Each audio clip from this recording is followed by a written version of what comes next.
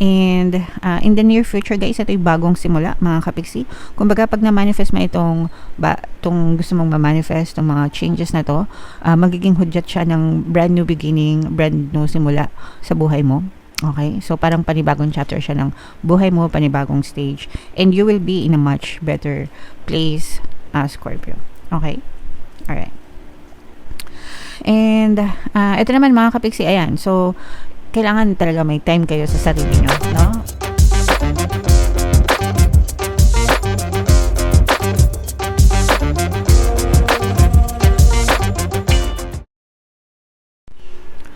Hello guys, hello Scorpio, welcome back to Pinay Pixie Tarot. Ang pamagat ng episode natin for tonight is Story Mo Ba To? Ito ay isang timeless reading mga kapiksi para sa Scorpio, Sun, Moon, Rising Sign, and Venus. Sa reading na to guys, titingnan natin where you are right now, mga potential and challenges nyo, what you need to focus on mga kapiksi, your past, present, and future energy guys, and yung potential future ng energy nyo. So, shuffle natin to guys. Ito yung angel message para sa inyo. You know what to do. Alam nyo na yung gagawin nyo mga kapiksi, okay? Kailangan nyo lang magtiwala sa sarili nyo. Kailangan nyo lang maniwala sa sarili nyo na kaya nyo, no? Kung kaya ng iba, guys, kaya nyo rin. Kung nagagawa ng iba, magagawa mo rin. And for some of you, kailangan lang ng motivation. Kailangan lang ng konting push. Kailangan nyo lang ng konting konting push mga kapiksi, no? So yeah, find that inner courage guys, no? Sundin ko ano yung nasa puso, sundin ko ano yung laman ng puso nyo guys. You can never go wrong when you trust yourself, Scorpio, okay? Alright, so comment down below guys if feeling nyo nakaresonate kayo dyan. Ito naman yung ating love message, Scorpio. Shuffle natin to habang sinashuffle ko to. Guys, ay wala pala. So, ito yung love message para sa inyo. Ito yung image ng card natin. Mga kapiksi. So, yung love message, time. You are trying too hard. Give it time. Huwag nating madaliin yung pag-ibig, guys. Huwag nating madaliin yung relationship, no? Dadating yan sa tamang panahon, guys. Dadating ang tamang tao para sa'yo. Dadating ang tamang relasyon para sa inyo, mga kapiksi. Huwag kayong magmadali, guys, no? Mas masarap, guys, promise. Mas masarap na maging single kayo and mag-antay ng nag-iisa. Just be happy with yourself. Enjoy life. Enjoy mo yung sarili mo. Enjoy mo yung buhay mo. Kesa naman sa in a relationship ka nga pero nasa maling relasyon ka, no? Na puro iyak, puro pasakit, puro suffering, di ba? And kapag ka nasa maling relasyon ka, mga kapiksi, nabablock mo rin yung pagdating sana ng tamang person sa buhay mo kasi wala siyang space di ba? Yung tamang person, wala siyang space sa buhay mo kasi may nag-o-occupy doon ng person na hindi tama para sa'yo, di ba? So, if you feel like it's not the right person, it's not the right relationship, it's okay to let go, mga kapiksi, no? Kailangan alam mo kung ano yung deserve mo. And sa relationship, deserve natin ng the best person, the best relationship that we could ever have, mga kapiksi. Okay? Para may forever, guys. Okay? Kapag nasa tamang person kayo, hindi totoo yung sinasabi nila na walang forever, guys. Merong forever. It's just that hindi niyo yun na-experience kasi nasa maling tao kayo. Pero when you find the right person, the right relationship, it will last forever, mga kapiksi. Okay? So, wag nating madaliin ang relasyon, guys, no? Kahit anong edad kayo, guys, no? Yung iba, kung kailan sila nagiging senior citizen, diba? Tsaka pa dumadating yung tamang person sa kanila. So, it's never too late to love again. It's not too late to start again sa isang relationship, mga kapiksi. Alright? Okay, so comment down below, Scorpio, if feeling nyo naka-resonate kayo dyan. So, shuffle natin to guys. Hanapin natin yung energy nyo habang sinashuffle ko to. Panoorin nyo muna yung video natin regarding sa ating paano mag-manifest ng abundance video course. Kapiksi, sawa ka na ba sa mga struggles at hirap sa buhay mo? Masipag ka ba at masikap sa buhay ngunit hindi ka pa rin umaasenso? Ilang beses ka na bang nag-attempt magnegosyo at mag-invest pero palagi ka pa rin nalulugi? Sa pagkakataon na ito ay maaaring may subconscious beliefs ka na nagiging balakid sa iyong pag-unlad at pagyaman. Introducing, paano mag-manifest ng abundance video course.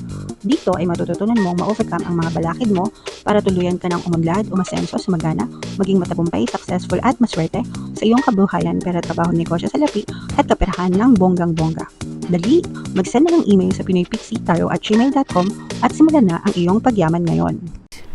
Alright, so sa lahat ng gusto mag-avail ng course guys, meron tayong paano mag-manifest ng abundance video course, paano mawala ang third party at magkaroon ng harmonious na relationship, paano pabalikin si ex-revised breakup. Sa mga interesado guys, mag-send lang kayo ng email sa pinoypixie@gmail.com. And sa mga naghahanap ng pampaswerte guys, meron tayong money shaker jars at saka itong bracelet. Ito yung ating WhatsApp number guys. I-chat nyo lang ako dyan, ilalagay ko din sa comment at sa description. So, Scorpio, kayo ay represent ng King of Cups sa ating spread. Kung ano lang yung makaresonate, guys, take that message. So, where you are right now, ito guys, nandun kayo sa proseso na you're trying to manifest things in your life, no? Gusto nyo mag-manifest ng mga bagay-bagay, guys. And okay lang yan, guys, because everyday naman talaga nagma-manifest tayo. Hindi nyo lang alam, no? So, yung manifest ko ano yung pinagbubuhusan ng attention nyo, mga kapiksi. Whether aware kayo or hindi kayo aware guys, your life is your manifestation. Okay?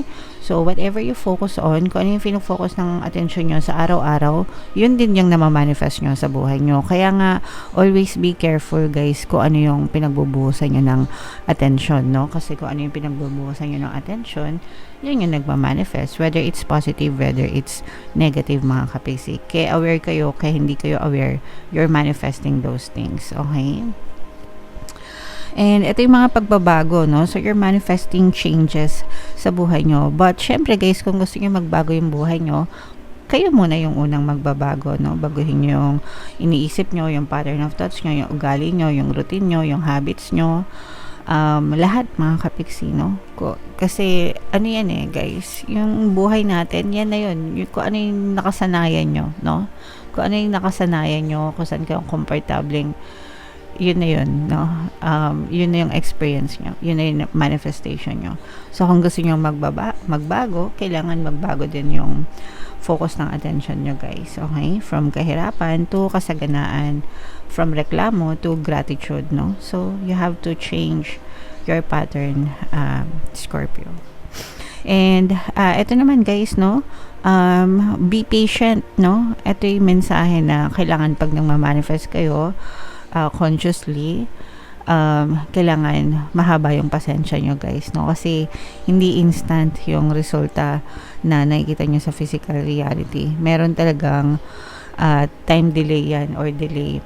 Pero when you manifest guys, the creation is instant. Ibig sabihin, kunwari pag nagdasal kayo, nag-isip kayo, automatic yan, nasisend yan kay universe. Pero yung movement sa physical reality, yun yung may delay sa process. Kasi ipaprocess pa yan ng universe, no? Kumbaga, kunwari, pag nag-order kayo, di ba, sa restaurant, kukunin ni waiter yung order mo, tapos ipiprepare sa kitchen, di ba? Hindi naman yan automatic na andyan na agad yung in-order mo. Ginagawa pa siya sa kitchen para paghain sa'yo, fresh, no? So, ganun guys, yung process ng manifestation. Kailangan nyo mag-antay, okay? Alright. And, meron kayong katulong guys, no? Or you have an inspiration, mga kapiksi. Not really katulong, pero meron kayong inspirasyon kung bakit nyo gustong i-manifest tong mga bagay na gusto nyong i-manifest sa buhay nyo. So, meron kayong source of inspiration, source of strength, ganyan, no? And yung isa sa mga greatest strength nyo, guys, is talagang kikilos kayo kung kikilos kayo, no? Hanggang sa matupad yung mga pangarap nyo, yung mga minamanifest nyo. So, ibig sabihin, walang makakapigil sa inyo, guys, no? Unstoppable. Pag meron kayong ginusto, kahit anong mangyari, gagawin at gagawin nyo talaga siya. Okay? Mapapasa inyo at mapapasa inyo siya. Excuse me. So, nandun talaga yung will, yung desire, no? Yung desire na manalo, yung desire na magtagumpay, nasa inyo talaga, Scorpio. And in the near future guys, ito yung bagong simula mga kapiksi.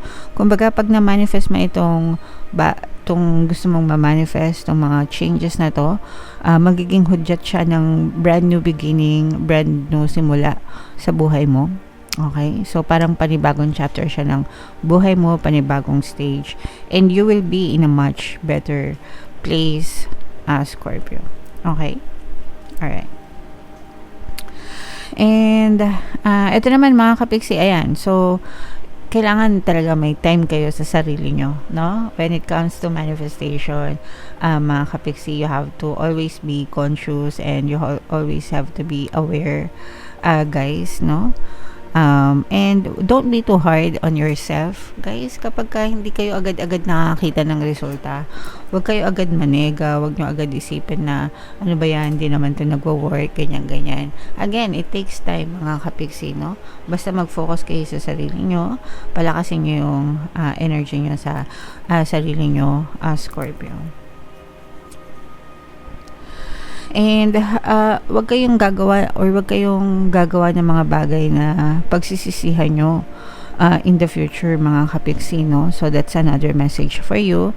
At saka dapat guys, kung meron kayong minamanifest, kailangan marunong kayong tumingin ng opportunities, no? Kasi baka mamaya sinasagot na pala yung dasal nyo, yan na pala yung movement ng manifestation nyo, pero dinidedma nyo pa, no? So, kapag ka nagmamanifest kayo, always be aware sa mga nangyayari sa paligid nyo. Kasi everything is movement, mga kapiksi. No? Everything is movement, guys. Okay? Alright. And, ayan, slowly but surely, mamamanifest nyo tong mga bagay na to. So, hindi siya instant. For some of you guys, ano yan, yung manifestation kasi, it's a combination of mga slow, or hindi, mga small, no? Mga small progress, small movements, guys, no? Bago natin makuha yung malaking success or malaking, yung 100% ang manifestation. Magkakaroon yan ng mga bridge of incidents or mga maliliit na movement, kumbaga. Pero it all leads to your big manifestation. So, kunwari yung mga sikat na artista, no? Minanifest nila na maging sikat sila, 'di ba? Syempre pag sikat ka, mas malaki yung bayad sa iyo, mas malaki yung talent fee mo, mas marami kang projects, 'di ba? Pero bago sila sumikat, puro audition muna yan, 'di ba? They have to do the work, may mga audition muna yan. Dadaan sila sa mga training, sa mga proseso, may extra muna yan sila bago sila naging bida-bida, 'di ba? So lahat 'yon, movement 'yon, yung pag-extra nila, yung pagpasa nila ng audition. Movement 'yon ng big manifestation nila na maging sikat sila. Okay? So ganun din sa buhay natin, mga kapiksi, lahat ng ginagawa nyo, lahat ng nangyayari sa inyo, those are movement, guys, no? Those are movement para ilagay ka dun sa tamang landas, no? Ng manifestation mo. So, sana naintindihan niyo yan, guys. And in the near future, in the future, guys, no? You will find ways, no? Ibibigay sa iyo ni universe yung mga tamang daan para talaga sa manifestation mo. So, ilalagay ka sa tamang direksyon ni universe. Dito ka pumunta, ito yung gawin mo kasi nandito yung manifestation mo. Okay? Ganon, guys. So, may gabay kayo ni universe, Scorpio. Alright? Okay, so, comment down below, guys. I-mind nyo na itong mga manifestation na to, itong mga positive changes na yan, guys.